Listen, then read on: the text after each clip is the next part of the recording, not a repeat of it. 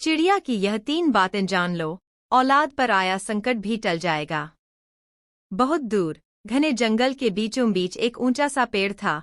उसकी डालियां इतनी फैली हुई थी कि दूर दूर से परिंदे आकर उस पर बसेरा करते थे। यह पेड़ जंगल के केंद्र में था और इसके चारों ओर जीवन बसता था। इसी पेड़ की सबसे ऊंची डाली पर एक बूढ़ी चिड़िया मैना रहती थी। उसके पंख अब सफेद हो चले थे, उड़ान धीमी हो गई थी, लेकिन उसकी आंखों में अनुभवों का समंदर था। मैना ने अपने जीवन में कई मौसम देखे थे, भीषण गर्मियां, बर्फीली सर्दियां, हिंसक तूफान और जानलेवा शिकारी। लेकिन हर बार उसने एक बात सीखी, संकट आता है, लेकिन उसे पार करने का रास्ता भी साथ आता है। उसकी एक खासियत थी, जब भी जंगल में किसी पक्षी को मुश्किल आती, वो मैना के पास सलाह लेने आता। मैना न केवल उन्हें रास्ता दिखाती, बल्कि उन्हें वह आत्मबल देती जो किसी पुस्तक या उपदेश से नहीं मिल सकता। उसी पेड़ की निचली डाली पर रहती थी एक सुंदर सी युवा चिड़िया, कोयल। कोयल का जीवन हंसी खुशी से भरा हुआ था। उसका जीवन साथी शुक मेहनती और जिम्मेदार था। दोनों मिलकर अपने 3 प्यारे बच्चों की परवरिश कर रहे थे। हर सुबह शुक उड़कर दूर जंगलों से मीठे फल लाता और कोयल बच्चों को दाना चुगाना सिखाती। वो अपने छोटे से घोंसले को दुनिया की सबसे खूबसूरत जगह मानते थे। उनके बच्चों की चहचहाहट पूरे पेड़ को संगीत से भर देती थी। लेकिन जैसे ही जीवन में सब कुछ सही चलने लगता है, एक अदृश्य संकट दस्तक देने लगता है। एक शाम अचानक जंगल का मौसम बदलने लगा। आसमान में काले बादल घिराए। हवा में एक अजीब सी घबराहट थी। सारे परिंदे पेड़ों की ओर लौटने लगे। एक अजीब सन्नाटा छा गया। बूढ़ी मैना ने ऊपर आसमान की ओर देखा और कहा, यह सिर्फ बारिश नहीं है, कुछ बड़ा संकट आने वाला है। नीचे कोयल अपने बच्चों को घोंसले में समेट रही थी। शुक बार बार पेड़ की मजबूत टहनियों को देख रहा था। उसके चेहरे पर चिंता थी। रात गहराई और तूफान आ गया। तेज हवाओं के साथ बिजली कड़की और पूरे जंगल में अंधेरा छा गया। कई पेड़ गिर गए। कुछ घोंसले टूटकर नीचे गिर पड़े। परिंदे डर से कांप रहे थे। कोयल के घोंसले की एक टहनी भी टूट गई। उसके 3 बच्चे डर के मारे मां के पंखों के नीचे दुबक गए। शुक बोला, हमें कुछ करना होगा। ये तूफान हमारे बच्चों को ले डूबेगा।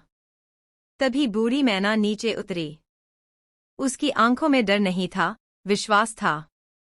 उसने कहा, ये वही समय है जब मेरी 3 बातें तुम्हारे काम आएंगी।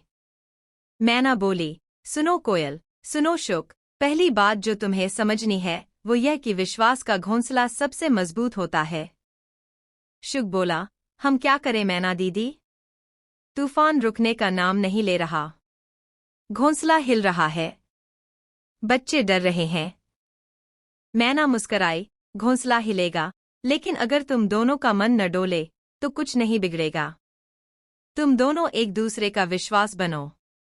घोंसले को बचाने से पहले उस विश्वास को संभालो जो इस घर को बनाए हुए है। कोयल की आंखों में आंसू थे। उसने शुक की तरफ देखा और बोली, हम साथ हैं और रहेंगे। तूफान से नहीं डरेंगे। शुक ने भी कोयल का पंख थाम लिया। दोनों ने अपने बच्चों को सीने से लगा लिया। तूफान जोरों पर था, लेकिन अब घोंसले में एक नई शक्ति थी, विश्वास की। मैना बोली, जब तुम घबराते हो तब बच्चे डरते हैं, लेकिन जब तुम स्थिर रहते हो तब बच्चे भी निडर हो जाते हैं। यही विश्वास है, एक अडिग दीवार जो हर संकट के सामने खड़ी रहती है। धीरे धीरे रात बीत गई। तूफान थमता गया, लेकिन कोयल और शुक के घर का दिया, विश्वास, जलता रहा। तूफान तो थम गया था, लेकिन उसके बाद की रात सर्द और खामोश थी। आसमान में चांद भी बादलों में छिपा हुआ था। घोंसले में बैठे कोयल और शुक अब अपने बच्चों को सुला चुके थे, लेकिन उनके मन में डर अभी बाकी था, अगली सुबह क्या लाएगी। तभी मैना फिर धीरे से बोली, मेरी दूसरी बात सुनो, डर नहीं, धैर्य संकट को हराता है। शुक ने पूछा, धैर्य से क्या बदलेगा मैना दीदी? जब हालात हमारे बस में नहीं, तो हम क्या कर सकते हैं? मैना ने गहरी सांस ली और बोली, संकट जब आता है तो वह केवल बाहर नहीं होता, वह भीतर भी होता है। बाहर का तूफान पेड़ों को हिलाता है, लेकिन भीतर का तूफान आत्मा को डगमगा देता है। डर उसी भीतर के तूफान का नाम है, और उसे केवल एक चीज से रोका जा सकता है, धैर्य। कोयल ध्यान से सुन रही थी। उसने पूछा, धैर्य रखने का मतलब क्या हम चुपचाप बैठे रहें? मैना मुस्कराई, नहीं बेटी। धैर्य का मतलब यह नहीं कि हम कुछ न करें। धैर्य का मतलब है सही समय का इंतजार करना, बिना घबराए, बिना टूटे। जिस तरह बीज मिट्टी में पड़ा रहता है, उसे पता होता है कि एक दिन सूरज की किरण उसे छुएगी और वह अंकुर बनकर बाहर आएगा। उसी तरह हमें भी धैर्य रखना होता है। शुक और कोयल एक दूसरे की ओर देखने लगे। मैना ने आगे कहा, आज अगर तुम डर गए तो तुम्हारे बच्चे डर को ही सीखेंगे। लेकिन अगर तुम उन्हें धैर्य सिखाओगे तो वो जीवन के हर संकट में स्थिर रहना सीखेंगे। यही असली ताकत है। कोयल ने बच्चों को देखा, वो अब शांत थे। मैना की बातें जैसे उनके पंखों में सुरक्षा बनकर फैल गई थीं। धीरज से भरी वह रात सुबह के सूरज की पहली किरण की प्रतीक्षा करने लगी। सुबह की पहली किरणों ने घने जंगल में रोशनी बिखेरी। तूफान के बाद की वह सुबह बहुत कुछ बदल गई थी। कुछ घोंसले उजड़ चुके थे, कुछ परिंदे बिछड़ चुके थे, लेकिन जो बचे थे उनके दिलों में जीवन के लिए एक नई उम्मीद जाग चुकी थी। बूढ़ी मैना अब धीरे धीरे पेड़ की ऊंची डाल से नीचे उतरी और कोयल के घोंसले के पास आकर बैठ गई। उसने कहा, अब सुनो मेरी तीसरी और आखिरी बात, औलाद को सिर्फ पालो नहीं, उन्हें सिखाओ उड़ना। कोयल थोड़ा चौंकी, क्या मतलब है मैना दीदी? मैना बोली, मतलब यह है कि अगर तुम अपने बच्चों को बस सुरक्षा और आराम देती रहोगी तो वे एक दिन संकट में टिक नहीं पाएंगे। तुम्हें उन्हें उड़ने की कला सिखानी होगी, गिरना, संभलना और फिर से उड़ना। यही जीवन है। शुक ने गहरी सांस ली और कहा, हम डरते हैं, अगर वो गिर गए तो? मैना मुस्कराई, अगर वो कभी नहीं गिरेंगे तो उड़ना कैसे सीखेंगे? जो माँ बाप अपने बच्चों को गिरने नहीं देते, वो उन्हें कभी उड़ने नहीं दे सकते। तुम दोनों ने संकट में साथ दिया, विश्वास रखा, धैर्य दिखाया, अब वक्त है बच्चों को तैयार करने का। कोयल ने अपने बच्चों की तरफ देखा, अब वे थोड़े बड़े हो चुके थे। उनमें उत्सुकता थी, लेकिन डर भी था। मैना ने एक बच्चे की तरफ इशारा किया और बोली, इसे उड़ने दो, अपने डैने फैलाने दो।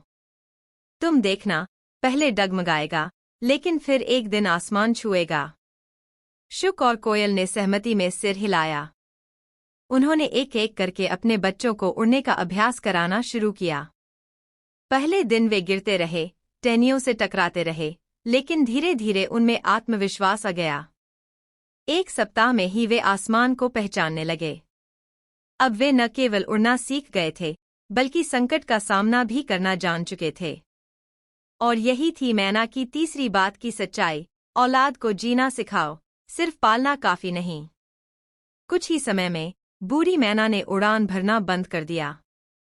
वह अब ज्यादातर समय ऊंची डाली पर बैठी रहती, जहां से वह पूरे जंगल को देखती थी। एक दिन वह शांत भाव से आंखें मूंद कर बैठ गई, जैसे वो अपने जीवन के अंतिम क्षणों में थी। शुक, कोयल और उनके बच्चे उसके पास आए। मैना ने धीमे स्वर में कहा, मैं जा रही हूं, लेकिन मेरी बातें याद रखना। विश्वास का घोंसला सबसे मजबूत होता है। डर नहीं, धैर्य संकट को हराता है। औलाद को सिर्फ पालो नहीं, उन्हें सिखाओ उड़ना। फिर वह एक लंबी सांस लेकर स्थिर हो गई। और उसके पंख अब शांत थे।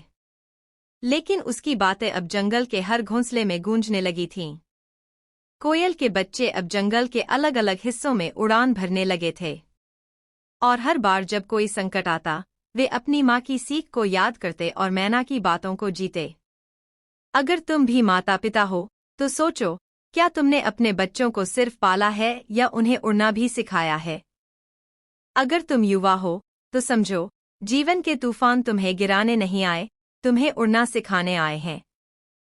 और अगर तुम अकेले हो, टूटे हुए हो, तो याद रखो, भीतर का विश्वास, धैर्य और उड़ने की चाह, यही 3 चीजें किसी भी संकट को मात दे सकती हैं।